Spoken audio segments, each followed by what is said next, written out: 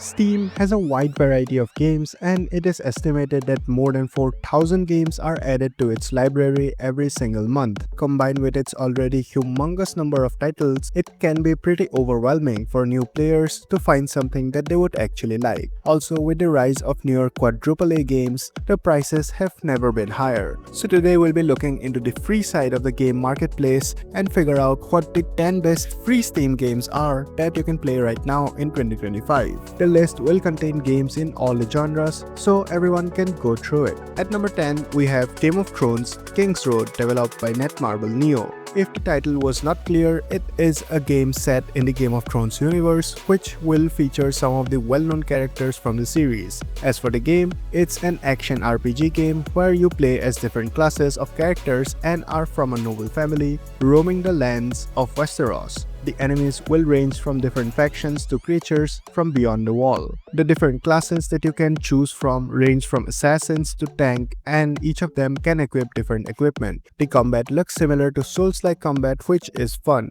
The game will also feature multiplayer, so you and your friends can team up to play different missions and earn different rewards. The graphics of this game looks pretty nice given the requirements of this game are pretty low in this era. Maybe it's because it's a mobile game as well.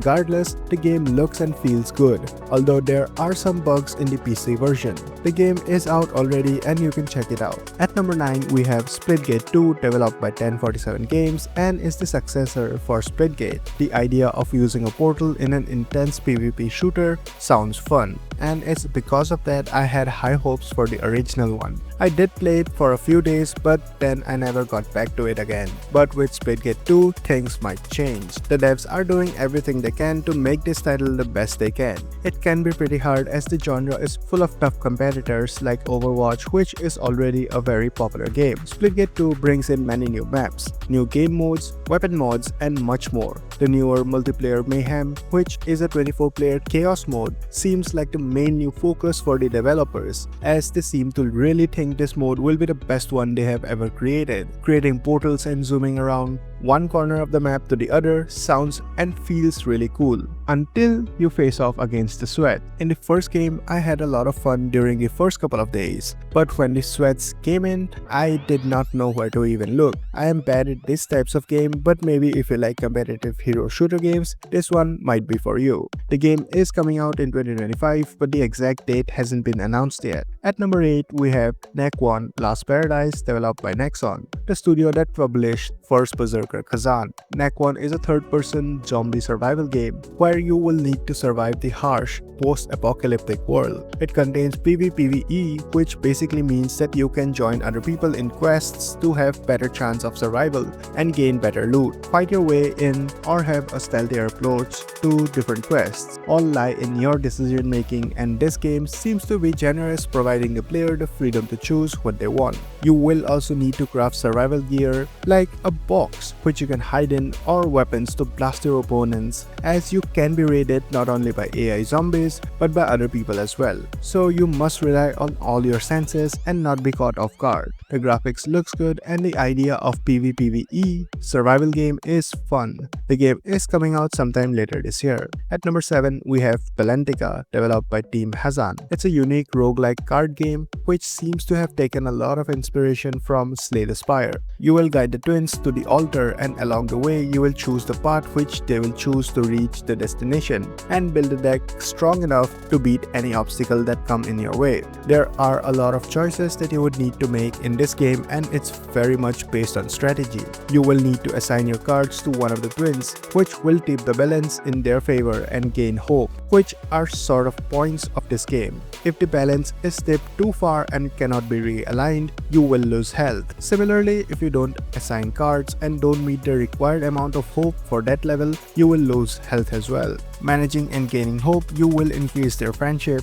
which will help in building more hope later. While during conflict, it will reduce the amount of hope. Balancing is the main part of the game. As with any roguelike, you will find better cards along the way and use them in the next journey. The game looks quite unique and I love the art style. It's a chill game that you can play while laying down and having a relaxing time. At number 6, we have Neverness to Everness, developed by Hota Studio. It's an upcoming third-person action RPG game set in Heterio. It combines supernatural elements with urban exploration. You play an appraiser that explores the world and fights hostile forces as you advance through the story. You can choose from different classes of characters, and each one comes with different abilities and have special powers. And you can even change the character in the game if you want to use their ability. You're not locked into picking a single one. You can move around in cars, which you can customize to your liking using points you earn by doing tasks or exploring around the map. This is a gacha game, so take that as you will. Personally, I don't really like gacha games, but I can't deny that there are a lot of people that really do enjoy these kinds of games. And if you are one of them, then this one is perfect for you.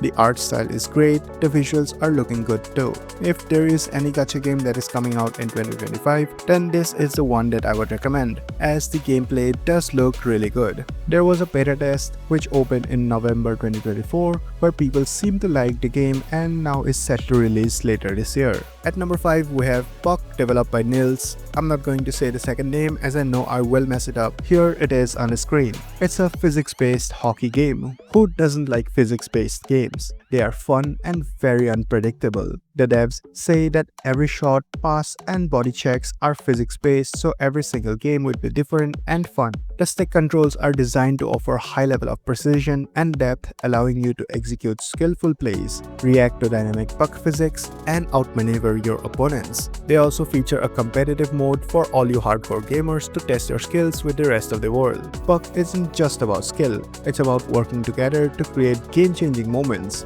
Whether you're threading a perfect pass through defenders, setting up a teammate for a one-timer, or executing a seamless give and go, teamwork is at the heart of every unforgettable play. Whether you're a die-hard hockey fan or just looking for a fun and competitive sports experience, this game delivers high-intensity action with fluid gameplay and dynamic mechanics. At number 4, we have Light of Motiram, developed by Polaris Quest. At first glance, it looks like a complete rip-off of the Horizon games, but it plays a lot different. First off, it's a survival action RPG game, where you will need to craft, build, and eat to survive. Second is the combat, which feels more like Souls games with parrying and dodging and blocking mechanics. First, let's talk about the survival aspect of the game. Like any other survival game, you will need to build a base, hunt or fish for food, and keep yourself safe from the wilderness. The wilderness here consists of large machines which have clear inspirations from the Horizon games. The buildings that you put down are physics-based, so you will have the option to build whatever you want as long as it's feasible.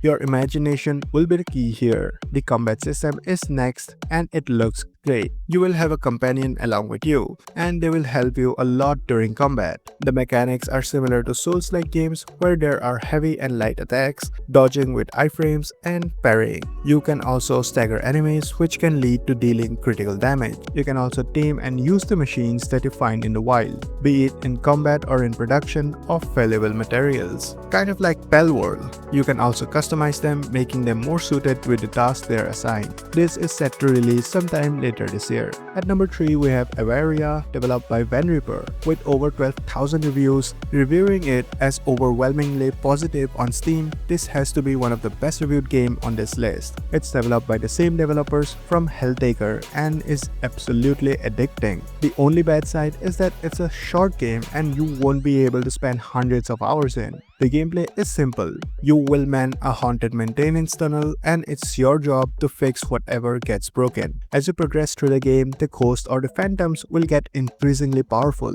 launching more and more difficult to dodge attacks which you will have to play around. The art style is fantastic and the gameplay is really smooth. The devs really made it fun, enjoyable experience, albeit a small one. Awaria will keep you addicted to its loop of fixing the generators and dodging ghost attacks, constantly wanting to level up and play the next one. It's easy to see why this game has been getting so much love and it deserves a spot on this list. At number 2, we have Fragpunk, developed by Bad Guitar Studio. 5v5 hero shooters are becoming more or less the same game just with different characters, and that's why Fragpunk is so high on this list. It does not follow the age-old formula but instead tries something new with it. Yes, you play a 5v5 competitive game against other players, but you will get new cards every few rounds, which changes the dynamics of the game. Cards can impact the way you play entirely, and some of them are super OP. There are cards which when used can make the heads of the enemies larger, making it easier to hit headshots. And as headshots deal way more damage, this card can become super OP in the hands of good players. With all the various cards and different heroes with different abilities, this game feels really refreshing and fun. There are some annoying things like the very powerful cards if they are left open, or some of the hero abilities. Other than that, the game is really interesting and it has quite a bit of good reviews on Steam as well. I'm bringing it up here because having good reviews is really rare in this genre as it's so highly competitive. At number 1, we have Marvel Rivals, developed by NetEase Games. I know there are a lot of hero shooter games in this list, but what can I say? This is the hardest genre to get into and a lot of games managed to do so this year. Marvel Rivals became an instant success when it came out, having extremely high concurrent player numbers. While the characters from the highly popular Marvel universe did play a role in the game's success, its gameplay is no joke. It's really addicting and will keep you hooked for hours at a time. The gameplay is smooth and that plays a big role in these types of games, with so many different heroes to choose from, and not having them locked behind grinding the game out like a maniac makes it more enjoyable. I have heard concerns of it not running smoothly in lower end systems. They did try to fix those with a few updates, and it seems like the frame rates have significantly improved. I don't know how much more they can push it though, as there are a lot of elements that flashes in front of your screen at any given time because of the sheer number of abilities that different heroes have in their arsenal. Regardless, the game is fun and the Steam numbers and reviews reflect those very well. People said that the game would be an Overwatch ripoff, but it turned out to be so much more. And those were the 10 best free-to-play games on Steam in 2025. Which one do you like the most? If you think that I was wrong or that I missed some games, let me know in the comments. If you enjoyed, hit the like and subscribe button. Also, YouTube thinks that you would like this video as well, so give it a try. See you in the next one.